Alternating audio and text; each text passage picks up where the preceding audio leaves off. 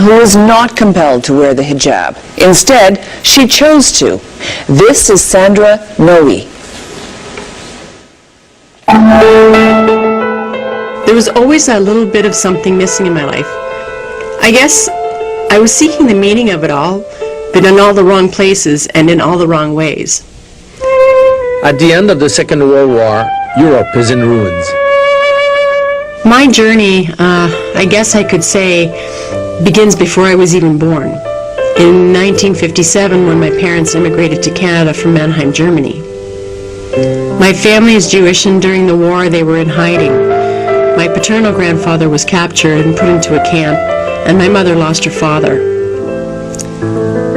Both my parents, Trudy and Carl, after the war were quite bitter and desperately wanted to start a new life in a new country. They tried really hard to be Canadian. They changed their names and downplayed their heritage quite a bit. Unlike my parents, I reached out and embraced my Jewish faith. But I was still seeking something, I don't know what. And when my search was over, Sandra was gone, and in her place was Selma. Selma was the name I chose when I converted from Judaism to Islam. Selma was one of the Prophet's wives, and she was the nurturer. She was the one that looked after everybody. And to me, that was very close to my own name because I searched the origins of Sandra. Sandra means helper of mankind. My interest in Islam goes way back to the 70s. I was probably about 13 when I heard that Cat Stevens had converted to Islam and was now known as Yusuf Islam. And I found that so fascinating and wanted to know about Islam.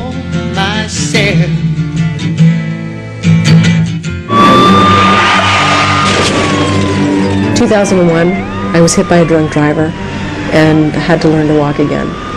And as my car was flying through the air, I was totally awake, thinking, okay, is this how I'm going to die? At the time that the accident happened, I was in a position in my life where I really didn't know what I wanted to do with the rest of my life.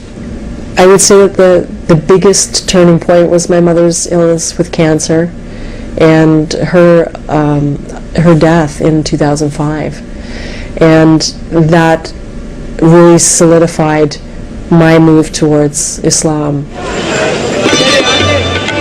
I went to India in 2005, 2 weeks after my mother's death. It was the month of Ramadan when I got there.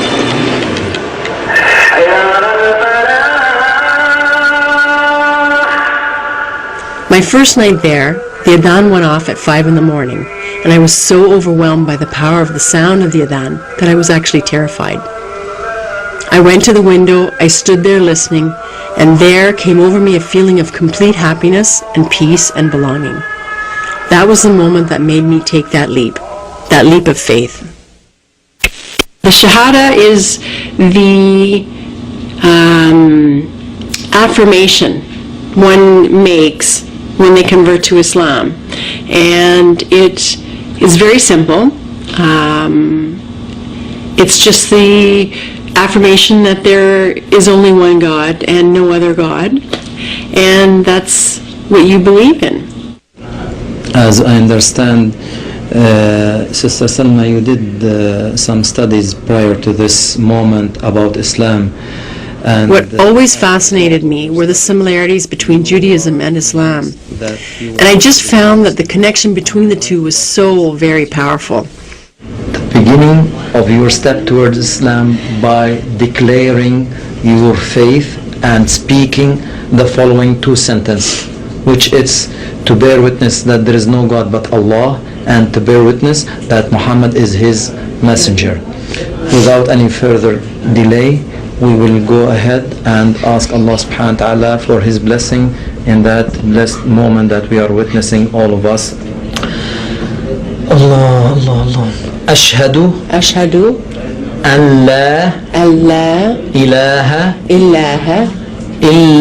illa Allah wa ashhadu anna Muhammadan Rasulullah. I bear witness I bear witness that there is no God that there is no God but Allah, but Allah, and I bear witness and I bear witness that Muhammad that Muhammad is his messenger. is his messenger. Sallallahu alayhi wa sallam. Sallallahu alayhi wa sallam. Mubarak. Alhamdulillah. Takbir. Allahu Akbar. Alhamdulillah Rabbil Alameen. It was really awkward having to tell my friends and my family. I mean, there's no way of saying that I had moved away from Judaism to become a Muslim. Alhamdulillah Rabbil Alameen. When I started to wear hijab, apart from being terribly nervous for the first 4 weeks, was how much better I became at thinking about my words and thinking about my reactions to others. I'm constantly amazed at how people react to the veil. I just don't get what the big deal is. I guess the problem is that people in North America perceive a veiled woman as oppressed and subservient. Maybe in some countries or in some regimes that might be true, but not here in Canada. Here we have the freedom to choose, and I chose to do this. What they don't understand is that it is a requirement for women to veil, to cover themselves. It says so in the Quran. I really like wearing this one, and I'm so glad that I've gotten better at putting this on. You know, I can't even imagine going out in public without it on. So tomorrow, I'm going to wear my hijab to work for the first time. I'm a little bit nervous. I work as a legal assistant downtown in the Bay Street area, and so dressing there is a little conservative, and there don't appear to be too many women wearing a hijab. Yes. The reception that I got from my colleagues was great for the most part. There was a lot of jaws dropping and a lot of funny looks and a lot of hesitation when they passed by my desk. Sadly, one of the worst experiences that I had came from within the Muslim community. On my way to Jummah prayer, which is the Friday noon prayer, my phone rang, and it happened to be another Muslim that I knew, a Muslim woman, and she had said to me, are you still wearing your hijab? And I said yes. And she said, well, all of my friends are wondering who the white girl is pretending to be a Muslim. And that kind of broke my heart, because I wasn't pretending. It wasn't a fashion statement.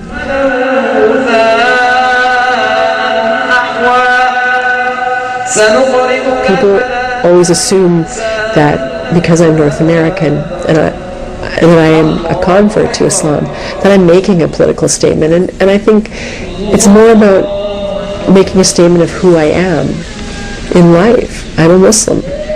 And I chose to wear hijab, no different than a Jewish man wearing a yarmulke. One of the myths that people have is where they see a North American woman who has converted to Islam. They automatically assume if she's married, she must have done it for her husband, because that's the only way to do it. And, you know, wonderfully enough, it's not. Walnuts? Or the dates? I was a Muslim woman wearing the veil much before I met my partner. My partner, Sheikh Jamal Zahabi, came to Canada from Lebanon in the 80s.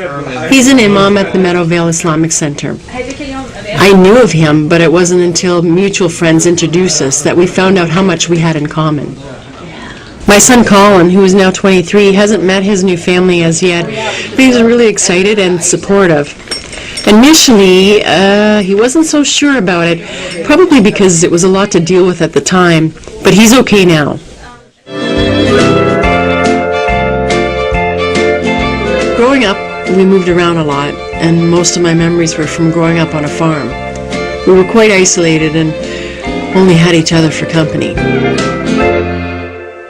My teen years were very challenging.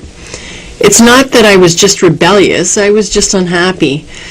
I couldn't stand being at home, so at 17, I left.